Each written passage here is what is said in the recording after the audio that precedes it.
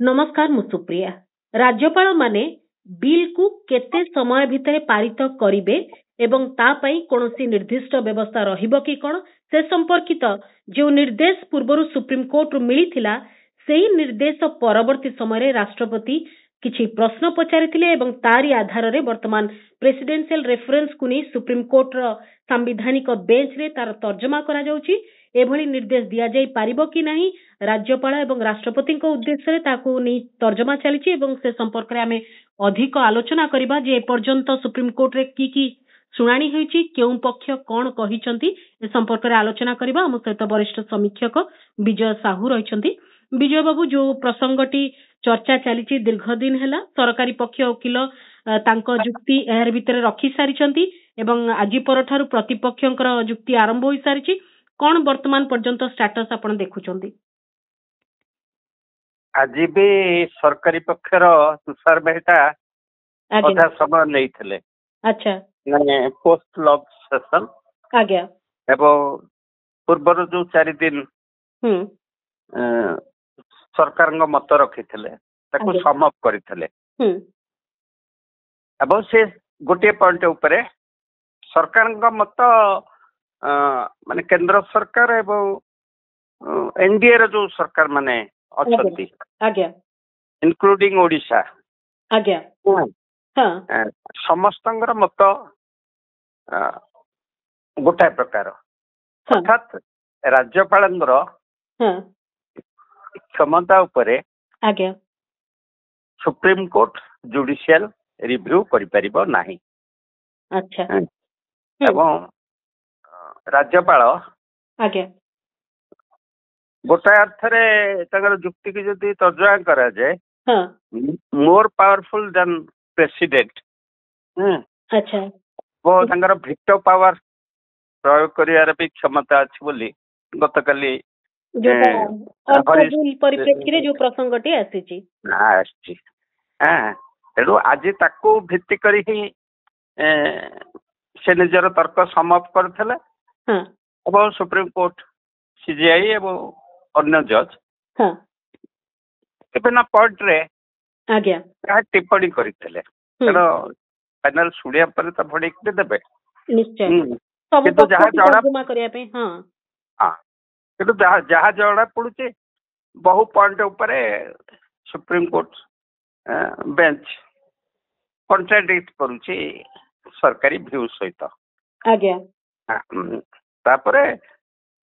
Opposite party विशेष करी तमिलनाडु पक्षर आज सिंघी अल्प समय से भी घंटाए खंडे तांकर मत रखी पुणी से कंटिन्यू हम सेप्टेम्बर 2 तारीख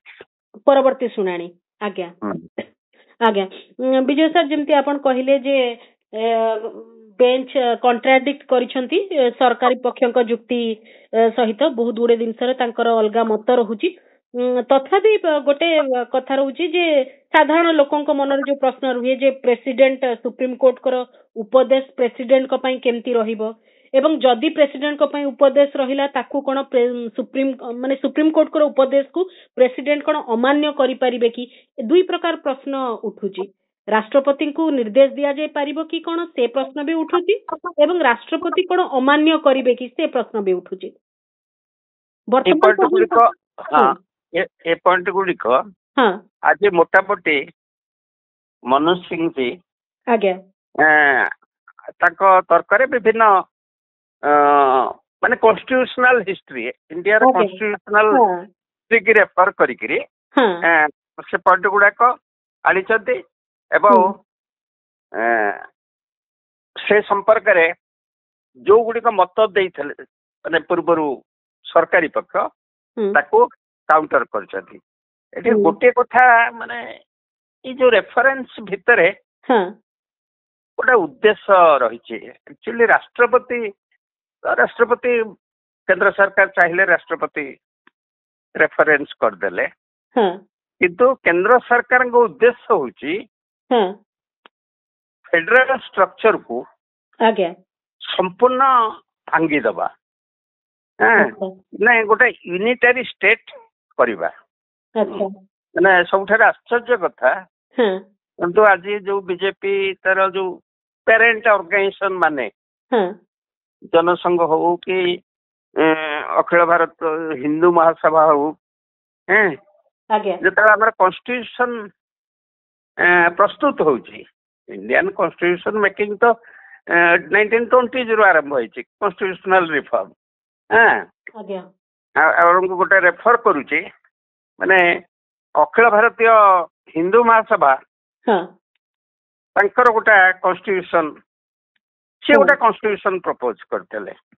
ଯୋଉ କନଷ୍ଟିଟ୍ୟୁସନ ରେ ସେ କହୁଛନ୍ତି ମାନେ ରୁହନ୍ତୁ କନଷ୍ଟିଟ୍ୟୁସନ ରେ ଫ୍ରି ଷ୍ଟେଟ୍ ସେଟା ହଉଛି constitution of Hindustan free state act ଯୋଉଟା କି ଅଲ ଇଣ୍ଡିଆ ହିନ୍ଦୁ ମହାସଭା 1944 ସର୍କୁଲେଟ କରି ପ୍ରସ୍ତାବ ଦେଇଥିଲା। ସେ କହୁଛନ୍ତି that the governor could grant assent to the bill or withheld it, in which case the bill had to be returned for reconsideration. If passed again, the bill would be deemed assented to by the governor, but would become law after the president notification. ତାମାନେ ସ୍ୱାଧୀନତା ପୂର୍ବରୁ ଯେ governor power କୁ ମାନେ ବାଧ୍ୟ କରୁଥିଲେ ଯେ ଗୋଟେ ବିଲ୍ ଆସିଲେ ତାକୁ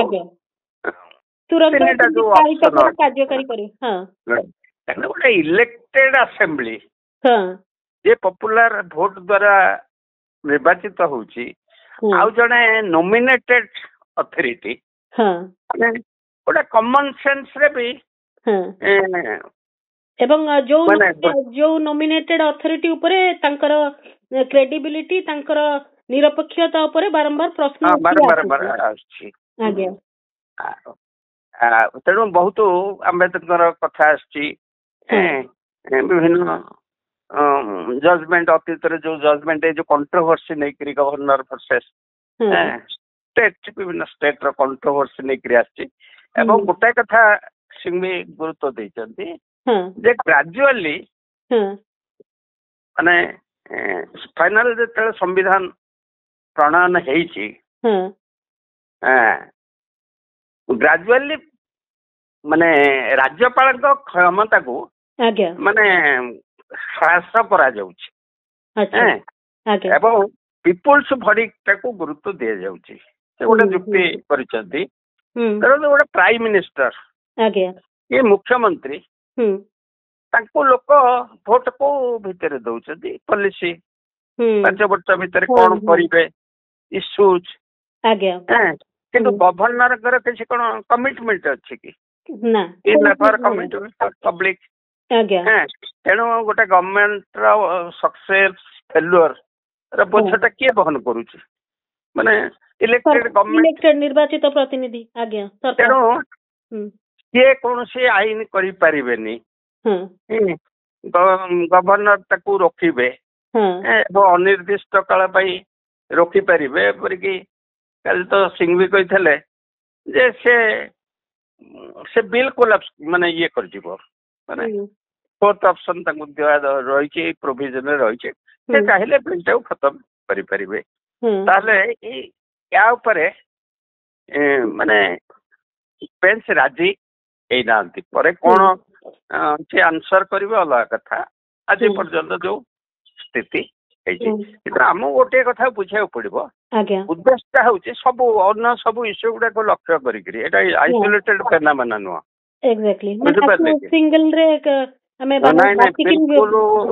ମାନେ SIR ଅନ୍ୟାନ୍ୟ ଯୋଉ ବିଲ୍ ଆସିଲା ବର୍ତ୍ତମାନ ପ୍ରାଇମ ମିନିଷ୍ଟର ମୁଖ୍ୟମନ୍ତ୍ରୀ ଗିରଫ ହେବେ। ଆଜି ପୁଣି ନୋଟିସ ଗଲାଣି ବେଙ୍ଗଲ ସରକାରକୁ ମାନେ ତାଙ୍କର ଯୋଉ ପ୍ରଶାସନକୁ SIR ମାନେ ପ୍ରାଥମିକ କାର୍ଯ୍ୟ ଅଫିସିଆଲି ଆରମ୍ଭ କରାଯାଉ। ଏଇଟା ଗୋଟେ ଦିଗରେ ଅନ୍ୟ ଦିଗରେ ଯୋଉ ଆନ୍ତର୍ଜାତିକ ସ୍ତରରେ ଆମର ଯୋଉ ଇକୋନୋମିକ ଆସ୍ପେକ୍ଟ ତାରିଫ ନେଇକିରି ତେଣୁ ସବୁ ଗୁଡାକୁ ବିଚାର କଲେ ଦେଖାଯାଉଛି ଗୋଟେ total control over state machinery एवं सब कॉन्स्टिट्यूशनल बॉडी की व्यवस्था को गोटे डिफंक कर देबा पई गोटे उद्देश्य रहउछि बोले आपण आशंका रहउछि। आज्ञा मनी बिल संपर्कित जो कथाटी कुहा गला जे दरकार पड़े अटकी दे पारिबे साल्वे भी सेही क्रम रे तांकर जुक्ति रखिचंती जे अर्थ बिल को जदी अटकी देबे गोटे सरकार चलिबो केमती एभली एक माने कथा कहिबा पर्यंत गला काहे कि माने सेठी जुक्ति तर्क रे माने काली जो आर्गुमेंट को एमती स्ट्रेच कले सिवे कहले जदि संविधान किछि संशोधन करा न जाए ताहले ए यार स्कोप अछि फोर्थ ऑप्शन अछि गवर्नर से खाली जनरल बिल नो मनी बिल की भी हटै परिबे ताको मेहता जतले टिके काउंटर कले काउंटर माने कले नहीं जेहेतु राज्यपाल गोटे बजेट जतले देखंतु बजेट प्रणयन होउची गोटे ड्राफ्ट बजेट देकरी अर्थमंत्री बा ताको सेक्रेटरी गवर्नर सहित आलोचना करिकरी बजेट रो अनुमोदन क्रमे माने राज्यपाल को अनुमोदन रहउची तेनु करी सिए ताको अटकी प्रेजेंट करा जाउची तेणु सी जो अनुमोदन कर माने प्री रेकमेंडेशन माने बजेट पास केमती अटकेबे से ये कहले माने हरीश साल्वे जे जो बजेट राज्यपाल पठे बजेट पठे तो डिबेट होची ना असेंबली रे डिबेट होची किसी सजेशन आसची कौन मॉनिटरी आय व्यय तो कौन आय व्यय ये रिएलोकेशन रे किसी चेंज होची तो एजुकेशन बजेट बढ़ुची कि रास्ता बजेट कमुची कि इरिगेशन बजेट बढ़ुची चेंज होची तेणु से पीढ़ी नहीं करी गवर्नर कहे जोटा को मु अनुमोदन करी एटा सही माने मनी बिल नुह तेणु से ताको अनुमोदन न करि पारती सेमती राष्ट्रपति क्षेत्र में भी सही कथाटा को सी उल्लेख कले राष्ट्रपति भी चाहिए थियोरिटिकली अवश्य कहले संभावना अच्छी आर्टिकल को अनुवाद करने किंतु सेटा उभय भी बेंच एवं सिंघवी हमको हिस्टोरिकल कॉन्टेक्स्ट एवं जो कॉन्स्टिट्यूशनल डेवलपमेंट है विभिन्न समय रे आज्ञा ताकू आधार करी कहिसंती आज्ञा गोटे कथा हम जानिया को चाहूंची जे जेमती आपण भी देखुचंती प्रत्येक दिन रो हियरिंग को आपण पूरा सठिक भाव रे देखुचंती कारण लाइव तार चलीची सब दिनस को परखुचंती एते समय ए पर्टिकुलर इश्यूटी को दबा पछर कोन कारण अछि सुप्रीम कोर्ट गोटे प्रकार संकेत देई सारिछंती जे आमे जो निर्देश टी देइछु से निर्देश रो कोठना कोठी माने ठीक अछंती एवं वर्तमान केवल गोटे जो क्वेरीज गुड़ा आसी से क्वेरीज गुड़ी को केवल समीक्षा तर्जमा करा जाउची एते अधिक समय दबा पछर कारण कोन देई 13-14टा प्रश्न माने एडवाइस मागी छथि 13-14टा इश्यू रे राज्यपाल 14टा इश्यू हां 14 चाहि थले सरकारी पक्ष गोटे दि दिन भितरे माने आंसर दे पारथांते बहुत गुड़ा इश्यू सेटल्ड मैटर पूर्वर नजर अच्छी जो एम्बिग्यूटी थो किंतु सेही एका कथा को एका कथा प्रति राज्य रो समान समान प्रसंग जोटा से एकाठी अलगा समय तो क्लब कर दोचंती एक प्रकार केस हेले एठी एते समय धरि की सुनानी आज्ञा ई करियर कारण होउचे कि सेटा प्रेशर रे माने जंती गवर्नमेंट को संतुष्ट करिया पई बेंच काम करूचे माने बहु कथा रे अतीत रे माने स्ट्रेट जे why you are repeating hello माने एमती भी कमेंट अतीत रे अछि गोटे आर्गुमेंट ता गोटे फैशन नुह अच्छा जणे जतले ता पॉइंट टिके ऑलरेडी रखी देछि बारंबार से आर्गुमेंट आनिया माने कोर्ट विरक्त होती कोर्ट तो मूल्यवान समय अच्छी ना अच्छा 5 दिन नहीं रेडी पुणी यारी भितर भी बहुत जगह से भी इंटरव्यू करूँ तेणु धारणा हूँ जे କୋଉଠି ପ୍ରେସର ଭିତରେ ଅଛନ୍ତି। ଆଉ ଏଇଟା ଗୋଟେ ଏତେ ମେଜର କନଷ୍ଟିଟ୍ୟୁସନାଲ କ୍ୱେଶ୍ଚିନ୍ ନୁହଁ ଯେମିତି ଫାଷ୍ଟ 9 ଜଣିଆ ବେଞ୍ଚ ଯୋଉଟା କି ଆମର କେରଳ କେସ୍ ରେ ଆସିଥିଲା ଯୋଉଟା କି ମାନେ ଲ୍ୟାଣ୍ଡମାର୍କ ଜଜମେଣ୍ଟ ସେଭଳି ତ ଏଇଟା ଗୋଟେ ବଡ ପ୍ରଶ୍ନ ନୁହଁ କି ବୋମାଇ କେସ୍ ପ୍ରଶ୍ନ ନୁହଁ ଯୋଉଠିକି ବେସିକ ଷ୍ଟ୍ରକ୍ଚର ଉପରେ ଚର୍ଚ୍ଚା ହେଇଥିଲା। ଏଇଟା ମେଜର ଗୋଟିଏ ଦୁଇଟି ଇସ୍ୟୁ। ଗୋଟିଏ ଇସ୍ୟୁ ହେଲା ରାଜ୍ୟ ଅଣ୍ଡର ଆର୍ଟିକଲ 32 ମାନେ ଯୋଉଟା ରାଇଟ୍ ଟୁ ଫ୍ରିଡମ କଟେଲ ହେଲେ ରାଜ୍ୟ ସରକାର କେନ୍ଦ୍ରକୁ ଡାଇରେକ୍ଟ ଯାଇପାରିବେ, ସୁପ୍ରିମକୋର୍ଟ ପାଖକୁ ଯାଇପାରିବ କି। ଦ୍ୱିତୀୟ ହଉଛି ଆର୍ଟିକଲ 226 ଯୋଉଥିରେ ଇଣ୍ଡିଭିଜୁଆଲ ବା କୌଣସି ଗ୍ରୁପର ଫଣ୍ଡାମେଣ୍ଟାଲ ରାଇଟ୍ କଟେଲ ହେଲେ ଷ୍ଟେଟ ଗଭର୍ଣ୍ଣମେଣ୍ଟ ଯାଇପାରିବ କି ହାଇକୋର୍ଟକୁ। କାରଣ କଟେଲ ତ ହଉଛି ରାଷ୍ଟ୍ର ଦ୍ଵାରା ବା ରାଜ୍ୟ ଦ୍ଵାରା କେନ୍ଦ୍ର ଦ୍ଵାରା ଯାଇପାରିବ। ଏଇଟା ଗୋଟିଏ ପଏଣ୍ଟ। ଆଉ ଦ୍ୱିତୀୟ ପଏଣ୍ଟ ହଉଛି ଏଇ ଟାଇମ ଲିମିଟ ଏବଂ ଜୁଡିସିଆଲ ରିଭ୍ୟୁ ରାଜ୍ୟପାଳ ହଉ ରାଷ୍ଟ୍ରପତିଙ୍କର କରିହେବ କି ନାହିଁ। ଅତୀତରେ ତ ହେଇଛି,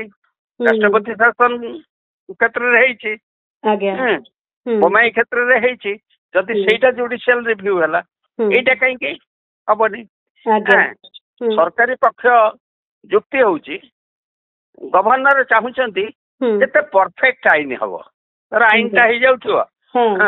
ସେଇଟା ଲୋକଙ୍କର ମାନେ ଆଜି କାଲିକି କାମରେ ଆସୁନଥିବ। It is none of his business. ବହୁ ଆକ୍ଟ ହଉଛି, ଆକ୍ଟ ଯଦି ସମ୍ବିଧାନ ବିରୁଦ୍ଧରେ ଯାଉଛି ତାହେଲେ କୋର୍ଟ ତାକୁ ରିଜେକ୍ଟ କରୁଛି। ଏଇଟା କୋର୍ଟର ବିଜନେସ୍। ଲେଜିସ୍ଲେଟିଭ ବିଜନେସ୍ ହଉଛି ବିଲ୍ ଆସିବ, ଆକ୍ଟ ଇଏ ହବ ଏବଂ ରାଜ୍ୟପାଳଙ୍କର ଅପସନ ଅଛି, ସେଇ ଅପସନ ଅନୁଯାୟୀ 3ଟା ଅପସନ ଭିତରୁ ଯୋଉ କାର୍ଯ୍ୟକାରୀ କରିବା କଥା କରିବେ। ହି କ୍ୟାନଟ୍ ସିଟ୍ ମାନେ ଅଲ୍ ଟାଇମ୍ ଟୁ କମ୍, ମାନେ ଅନନ୍ତ କାଳ ପର୍ଯ୍ୟନ୍ତ ବିଲ୍ ଉପରେ ବସିକି ରହିପାରିବେନି ଯେ ଆମେ ନା ଫେରେଇବୁ ନା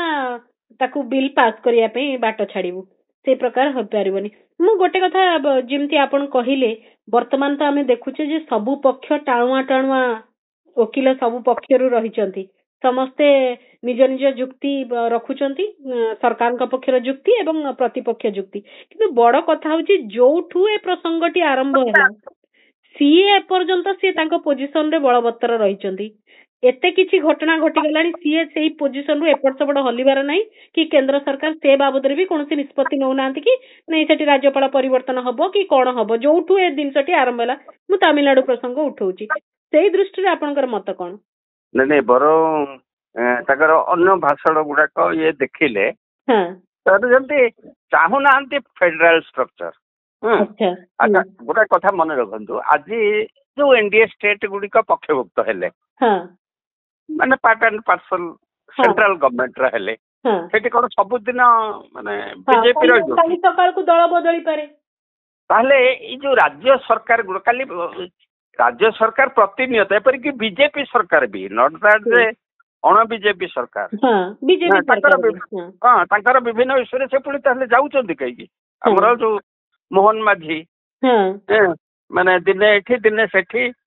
କି ଅନ୍ୟ ମନ୍ତ୍ରୀ ମାନେ ଯାଉଛନ୍ତି କାହିଁକି? କୋଉଠି ତ ଗୋଟେ ପ୍ରୋବ୍ଲେମ ହଉଥିବ ନା, ଗୋଟେ ସ୍କିମ୍ ଆପ୍ରୁଭ୍ କରିବା କି ଫଣ୍ଡ ଆଲୋକେସନ ହଉଛି, ତାମାନେ ଷ୍ଟେଟ୍ସ ଦେ ଆର୍ ଫେସିଂ ପ୍ରୋବ୍ଲେମ। ତେଣୁ ଷ୍ଟେଟ୍ କୁ ଗ୍ରାଜୁଆଲି ଅଧିକ ଅଧିକ ଅଧିକାର ଫାଇନାନ୍ସିଆଲ ପାୱାର ଦବା ପରିବର୍ତ୍ତେ, କାରଣ ସେଣ୍ଟରର